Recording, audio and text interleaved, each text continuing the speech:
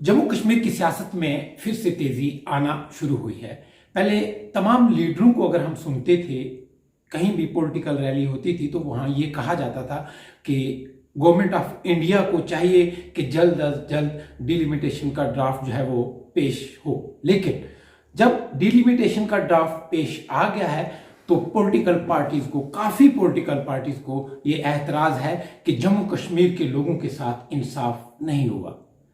इसी पे बात करने के लिए आज हमारे साथ मौजूद हैं गुलाम हसन मीर, अपनी पार्टी के सीनियर वाइस प्रेसिडेंट और साबका वजीर। हम जानना चाहेंगे मीर साहब से, समझेंगे क्योंकि वो कानूनी एतबार से भी हमें ये समझा पाएंगे आया डिलिमिटेशन का प्रोसेस जो है इसको किस तरह किया जाना चाहिए था और किस तरह से होना चाहिए था ताकि लोगों के साथ इंसाफ हो। मीर साहब, हम जानना चाहेंगे जो भी डिलिमिटेशन का ड्राफ्ट आया है, अपनी पार्टी उस ड्राफ्ट से इत्तेफाक करती है या नहीं? देखिए, डिलिमिटेशन कमीशन जो है ये इसकी क्रिएशन कॉन्स्टिट्यूशन ऑफ इंडिया के तहत है। तो जो सारी कंट्री में तरीक़ेकार डिलिमिटेशन के लिए अडॉप्ट किया जाता है वही तरीक़ेकार जम्मू कश्मीर में भी अडॉप्ट करने की ज़रूरत है। पहले तो चाहिए था कि इस वक्त गवर्नमेंट ऑफ इंडिया को इलेक्शन कराने चाहिए थे पुराने तौर तरीके पर, जिस तरीके पर यहाँ अब लद्दाख अलहदा हो चला था। यहाँ पर 87 सीट्स थी, उसमें से 4 वहाँ गई थी, 83 सीट्स पे इलेक्शन होता। फिर जब सारी कंट्री में ये नए सिरे से सेंसस होता तो सेंसस के बाद सारी कंट्री में डिलिमिटेशन होता, जम्मू कश्मीर में भी डिलिमिटेशन होता। क्योंकि यहाँ अभी भी आवाज़ें उठ रही है कि ये जो 2011 का सेंसस है उस पर कई लोग एतराज़ात भी करते हैं।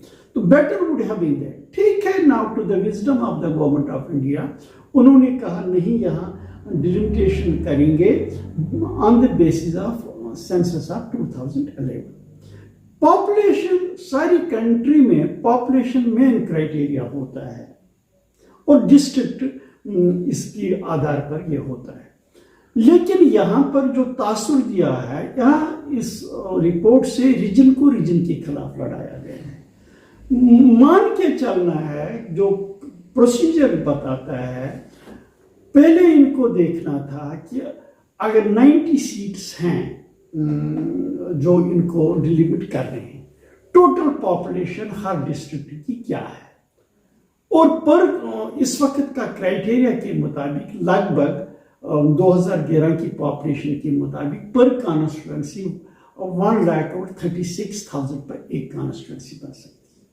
तो इस पे यह निर्धारित बनता किस डिस्ट्रिक्ट को कितनी सीटें मिल सकती है। यह अच्छा था। फिर इनके जो अदर क्राइटेरियाज थे, मसलन accessibility, connectivity, facilities, other things फिर कंसिडर करते। जिस तरह पुरानी वक्त में मसलन करना हमारा कश्मीर में था या गुरेज था, वहाँ गुरेज सिर्फ 30-40 हज़ार वोटों पर भी कॉन्स्टिट्यूंसी है और करना जो है 60,000 पे।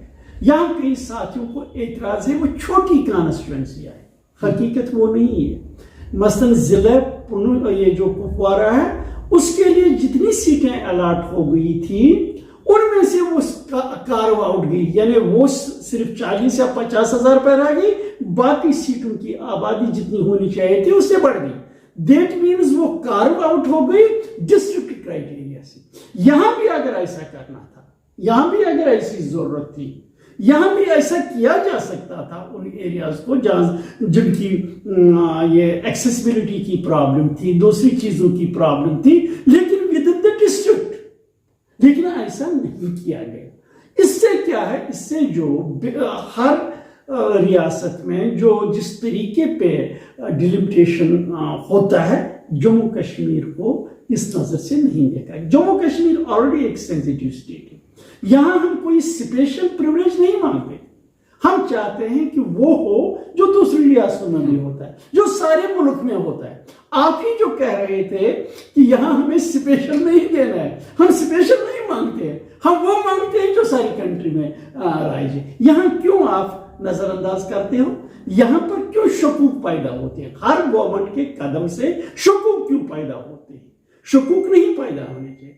सबसे बड़ा इंपॉर्टेंट है, जब इलेक्शन कमीशन की तरफ से ड्राफ्ट प्रपोजल आया, इससे यह महसूस हो गया कि यह जो एक इंडिपेंडेंट इदारा होना चाहिए, हाईएस्ट इदारा एक है, इसकी जो फंक्शनिंग है, उसकी फंक्शनिंग पे अब उंगलियां उठ रही है। ऐसे इदारे जो हैं ये अबव पॉलिटिक्स होते हैं। ये लग रहा है ये किसी जमात के इशारों पे नाचता है, ऐसा नहीं होना चाहिए। जिस वक्त हमने आपकी पार्टी बनाई उस वक्त भी हमने प्राइम मिनिस्टर से ये डिलिमिटेशन का इशू उठाया। We were assured by the prime minister कि जो भी होगा वो कानून के दायरे में होगा, बिल्कुल कानून के मुताबिक होगा, और उसने कुछ मिसालें भी हमें उस वक्त दी। और यही वजह था कि हमने तैयारी भी की थी, रिपोर्ट्स भी दिए थे, हमने सारी यहाँ पर अगर आप मैं बताऊंगा कोई भी पार्टी इस वक्त कंपेयर नहीं कर सकते है अपनी पार्टी के लीडरों के मुकाबले, क्योंकि वी आर वेल वर्स्ड कि कैसे करना है, क्या करना है। लेकिन जिस तरीके से हो रहा है ये टोटली गलत हो रहा है, ऐसा नहीं होना चाहिए। इसके मायने ये नहीं हम कहते हैं जम्मू को 6 या कश्मीर को 1 मिल रही है। हमारा मानना है अगर वाकई जम्मू को 10 भी मिले, अगर हक मिलता हो 10 दे दो। जो इसको हक है इसको वो हक जरूरी तौर मिलना चाहिए। अपनी पार्टी प्लीज जम्मू को जो हक है उसको अपना हक मिलना चाहिए, कश्मीर को जो हक है उसको अपना हक मिलना चाहिए। हर डिस्ट्रिक्ट को, हर एरिया को आईन की रूह से जो हक मिलता है वो हक मिलना चाहिए। यह हक वो नहीं जो मैं कहूं या कोई पॉलिटिकल पार्टी कहे या कोई पॉलिटिकल लीडर कहे, उससे हक नहीं बनता। हक की रिकॉग्निशन का आईन के रूह से होनी चाहिए। मिसर, क्योंकि कानून से आप काफी अच्छी तरह वाकिफ हैं, जानते भी हैं, कानूनी एतबार से ये ड्राफ्ट कैसा होना चाहिए था? मैंने कहा ना, कानूनी तौर से ये पॉपुलेशन के आधार पर होगा। फिर एक्सेसिबिलिटी और दूसरी चीज है, उसके लिए तो मैंने बताया ना, ये रीजन्स को आइडेंटिफाई नहीं कर सकते। रीजन आईन के दायरे में नहीं है, वहां बेसिक यूनिटी डिस्ट्रिक्ट, ये रीजन वाइज नहीं कर सकते। इनको पहले आइडेंटिफाई करना है किस डिस्ट्रिक्ट को कितनी कॉन्स्टिट्यूएंसीज मिलेंगी, फिर उसमें वो देख सकते हैं कम ज्यादा क्या कर सकते हैं, किस एरिया को ले सकते हैं, किस एरिया को नहीं। जिस तरीके से इन्होंने किया ये गलत है। ठीक है, इनके पावर्स हैं, powers does not mean they will go totally against the constitution. ठीक है, इसमें इनको एक प्रोटेक्शन है कि इनके खिलाफ कोर्ट में नहीं जा सकता है, लेकिन ये देखना पड़ेगा जब टोटली ये अनकॉन्स्टिट्यूशनल जाते हैं, क्या इसकी सैंक्टिटी, इसकी वैलिडिटी क्या रहेगी। मंशा, अगर ऐसा ड्राफ्ट लाने की मंशा क्या हो सकती है? नहीं, सीधे से बात है, एक पार्टी को मजबूत, एक पार्टी को एज देने के लिए, और कोई नहीं है इसमें, और एक रीजन को दूसरे रीजन के खिलाफ लड़ाने की बात है और कुछ नहीं। यानी वही डिवाइड एंड रूल वाली बात हो सकती है। डिवाइड और रूल अलहदा बात, रीजन्स को लड़ाना ये टोटली ये न कंट्री के हित में है न जम्मू कश्मीर के हित में है। अपनी party stands unity of Jammu and Kashmir. Mir साहब, अगर नेशनल कॉन्फ्रेंस का रोल देखा जाए, इसमें नेशनल कॉन्फ्रेंस के रोल को किस तरह से देखते हैं आप? देखिए, नेशनल कॉन्फ्रेंस जो है वो टाइमली अपने रंग बदलती है, उनके स्टेट्स कभी विजनरी और सही होते नहीं। पहले उन्होंने बायकॉट किया इसका, मैंने उस वक्त भी कहा था उनकी ये कॉन्स्टिट्यूशनल रेस्पॉन्सिबिलिटी है, because those are the parliament members. उनको अटेंड करना चाहिए, फाइट करना चाहिए जो उनको अच्छा लगता है। उस वक्त बायकॉट किया। अब गए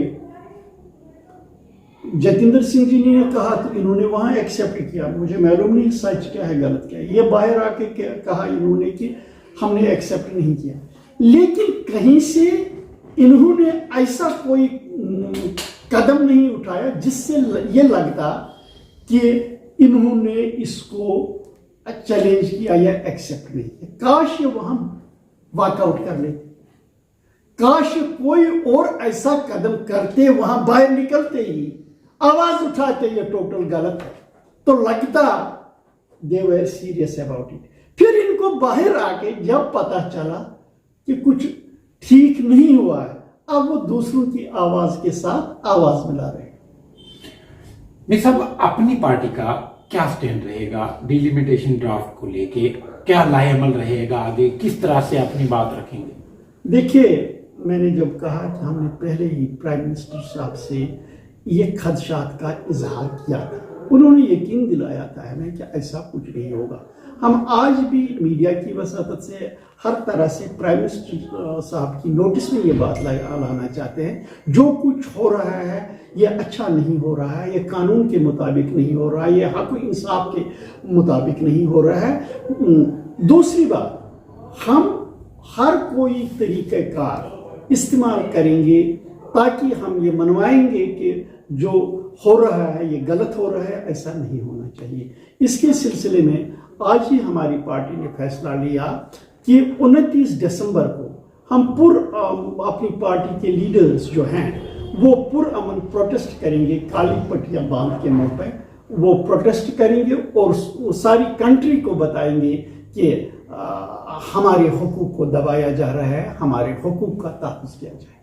मीर साहब, एक अहम सवाल है, पहले भी शायद मैंने पूछा था आपसे।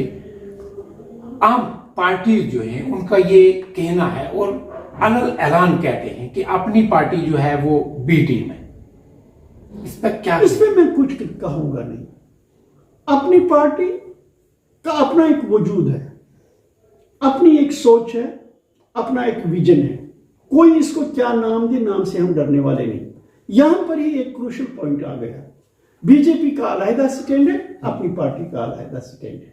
हर इशू पे अपनी पार्टी का अपना एक नुक्ते नजर है। हमारे लिए सबसे प्रायोरिटी जो है जम्मू कश्मीर के लोग हैं। हमने कहा और local party, regional party with the national output, ये है हमारे सामने भी नेशनल इंटरेस्ट प्रायोरिटी है, लेकिन जम्मू कश्मीर के लोग भी हमारी प्रायोरिटी है, जरूरी प्रायोरिटी है। That is the first thing, whatever we do for our people. Mir Sahab, RNA के साथ बात करने का बहुत बहुत शुक्रिया। ये थे हमारे साथ Ghulam Hassan Mir, senior vice president Apni party और साबका वजीर, जिन्होंने डिलिमिटेशन ड्राफ्ट को लेके खुलासा किया और अपनी पार्टी का स्टैंड जो है आने वाले वक्त में बताया कि हम बाज़ाब्ता तरीके से पुरअमन तरीके से काली झंडी, काली पट्टी लगा के इसके खिलाफ एहतजाज करेंगे, क्योंकि ये जम्मू कश्मीर के लोगों के साथ इंसाफ नहीं किया गया। आने वाले वक्त में देखते हैं अपनी पार्टी और दीगर पार्टी जो है वो डिलिमिटेशन ड्राफ्ट में तरमीम कराने के लिए कैसे अपने इकदाम उठाते हैं।